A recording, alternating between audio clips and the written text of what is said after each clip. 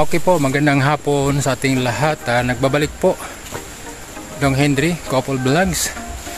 Kasama natin si Ate Merlin. Ayan sa likod. Ang aking pong ex-girlfriend na ngayon po ay asawa na. So, shout out daw. So, continue to support Kuya Bal Santos Matubang, Ate Edna Vlogs, Kalinga Prab, sa lahat ng mga Kalinga partners, sa mga sumusuporta sa Kambal, sa mga love team, shout out po. Wala po tayong awayan. One Kalingap, one family. Programa ng Kalingap yan, nag-iisa lang po tayo, no? Ayan. So, tayo po ngayon ay pupunta sa bisitahin po natin yung dating tinitirahan po natin. Yan, napakabait po ni Kuya Bal at saka ni Ate Edna. Nung nasunugan po tayo, pinapatira po tayo doon. Yan. Pero ano ba talaga ang kwento sa likod ng lahat? So bilang kaibigan po, ano? Hindi po tayo tauhan, hindi po ako buwanan, hindi po ako kami isang hamak na kaibigan lamang po na sumusuporta. Dahil po alam po natin kung paano sila, no? Naging busy sa pagtulong sa iba. Isang charity naman, isang uri din ng charity ang pagtulong, no? Sa lalo na dahil hilig po tayo sa lupa. Farm nila. Hilig po kasi tayo sa lupa. Nung maliit pa po ako, naglalaro po ako ng lupa. Kaya mahilig po talaga ako sa lupa. Wala na akong daan dito. So ito po talaga ang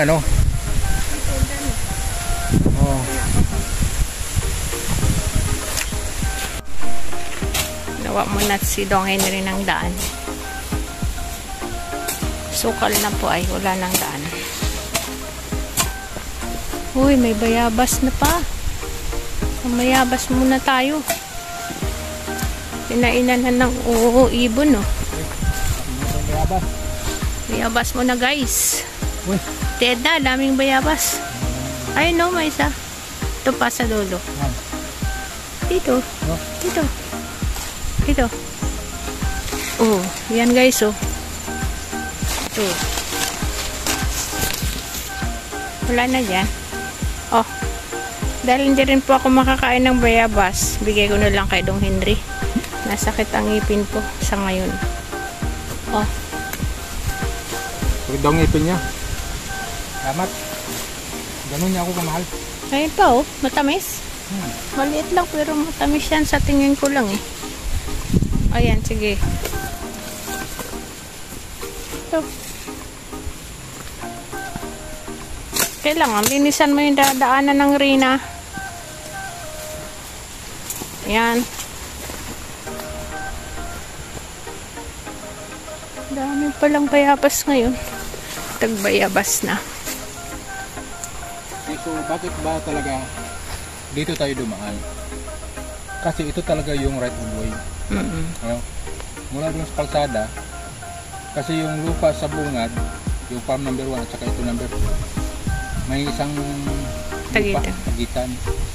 Pero mayroon din pong kalsada yan, mula sa kalsada, right of way, papuntang ilog. So ito po talaga yung kalsada. Ngayon, dito po, punta dito, para hindi ka na dadaan ng lupa ng iba, dito talaga ang daan. Sa dating daan.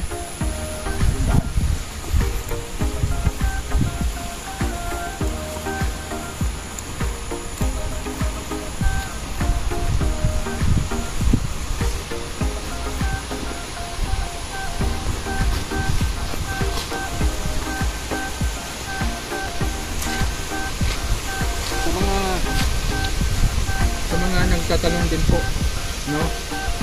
Sa mga nagtatanong din po kung may tao pa dito o wala. Nung nakaraan, hindi pa po natin tiyak, pero ngayon ko-confirm na po natin. Confirm po na wala na pong tao dito. At kung ano ang dahilan kung bakit wala sila, si Ate Edna po ang may karapatan magsabi sa inyo. But in fairness po, alam po natin kung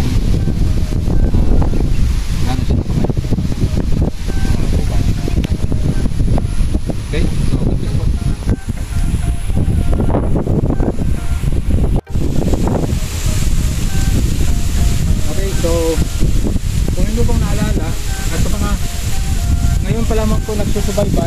sa ating pong channel dahil sa tambal. Salamat po sa inyo. Pero sa mga nakasubaybay na rin po, ano po, ito po yung area na tinaniman po natin ng saging almost 3 years ago. Almost 3 years ago. Ano? Kasama pa po natin dito nagtatanim yung namatay pong mag-asawa.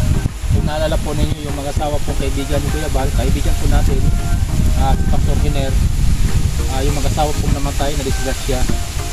Kasama po natin silang nagtatanim dito ng lakatan. So ito po na area na ito, nataniman na po ito ng lakatan. Pero makikita nyo po dito, wala na pong lakatan. Kahit isa, wala na tayong makikita. So ito, ngayon po, wala pa dito, makikita natin, no? Yun. So, wala na talaga ibang tanim, then makikita na natin yung dating, bumahan pa namin yun. Tapos yung fish pond doon, yun po yung parang cottage na ginagawa nila ni Kuya Alex dati. Yan. Ito po dati, puno po ito ng lakatan. Pero ngayon po, wala na po tayo.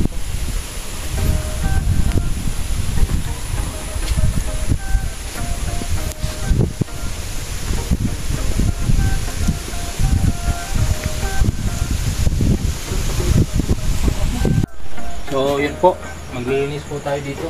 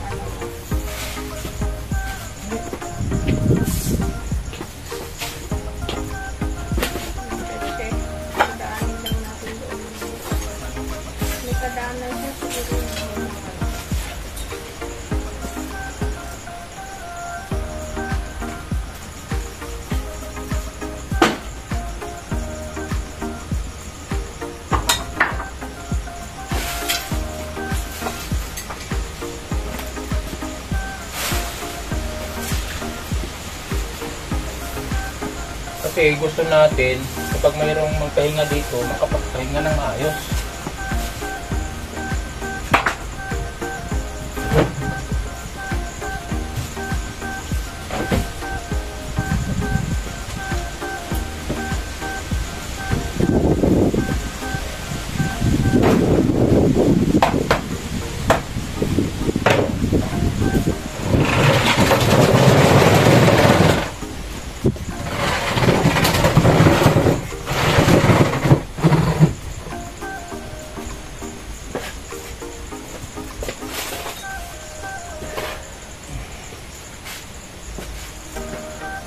Gawa pa natin ito, oh.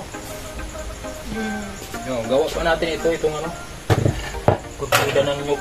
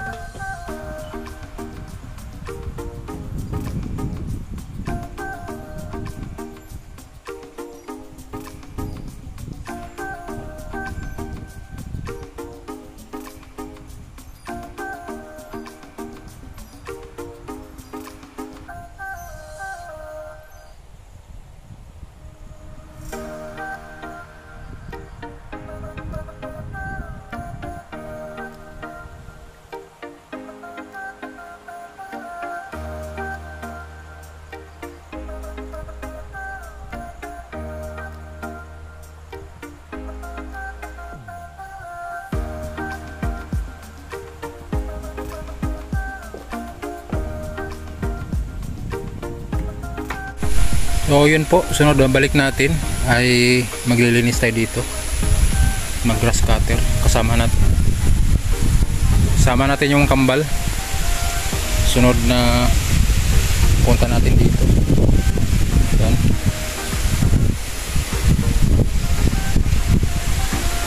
Okay, so yan po, kinonfirm po natin, pag-alaman po natin na wala na pong tao dito.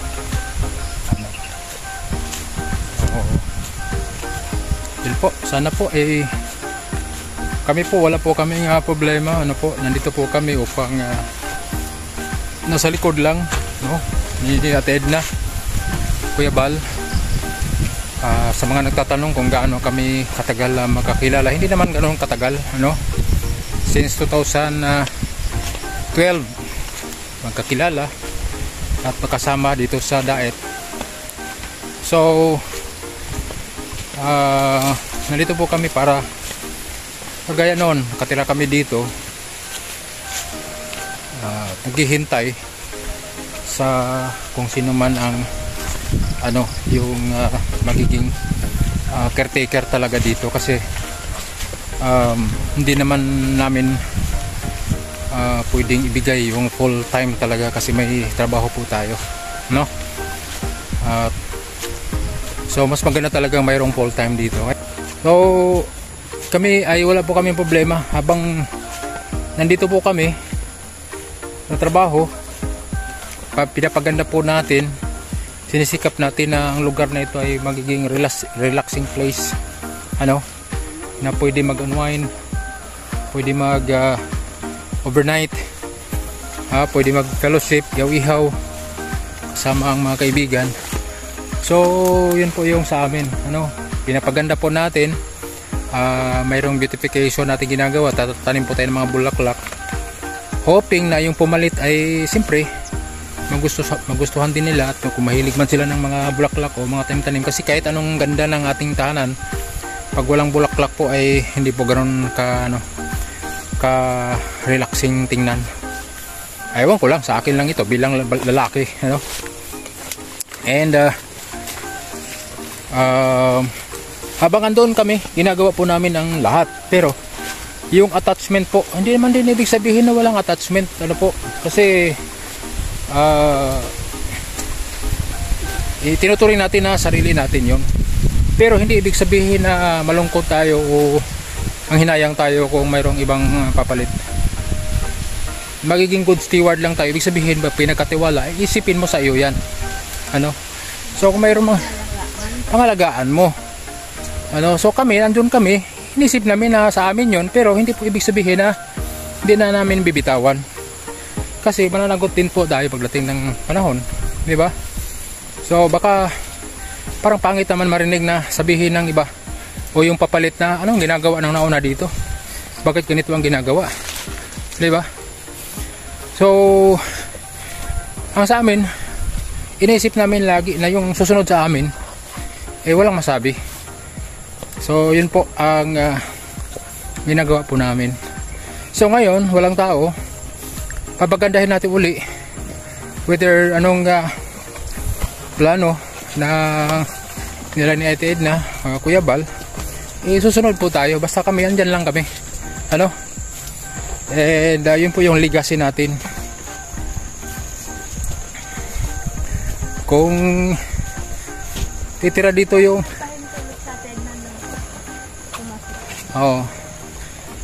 baka nga pala may magtatanong, may pahintulot po sila Ate Edna na kami po ay pupunta. Actually sinasabi na niya noon na puntahan ko, pero hindi po ako pumunta kasi medyo nag-alangan din po ako. Pero ngayon wala na, bilang update, yun po, balikan po natin at pagandahin natin uli, i-revive po natin yung pispan at yun, yung taniman natin tutuloy natin. Ngayon kung mayroon namang mabuting kalooban na gustong maging caretaker doon, alam niyo po, kung talagang masipag ang isang tao, ako nga gusto ko nga kaya kung pwede lang sana gusto ko Ate Merlin, gustong gusto niya eh. Oo. Matanda ka na pala, kapag nagkakaedad, ito guys, kapag nagkakaedad ka na pala at ito tumatanda na, mas gusto mo nang manirahan sa bundok, sa bukid. At mas gusto mo na lang magtanim-tanim ng gulay, magtanim-tanim ng kamote, Magtanim ng manok. mag-alaga ng mga manok, Magtanim ng talbos ng manok. Na. Oh, ganyan, nakakaedad na siya. Kaya mas gusto natin Merlin na tumira sa kubo. So yun po, bawi na po tayo. Dito po tayo dumaan kasi ito po yung road right of way talaga dito banda, pero hindi, not exactly, pero ito po yung banda. Ito dating daanan lang. Okay, so maraming pong salamat. God bless. Continue to support Kuya Bal Santos Matubang, Ate Edna Vlogs, Kalingap Rob, at sa lahat ng mga partners. God bless po. Bye bye.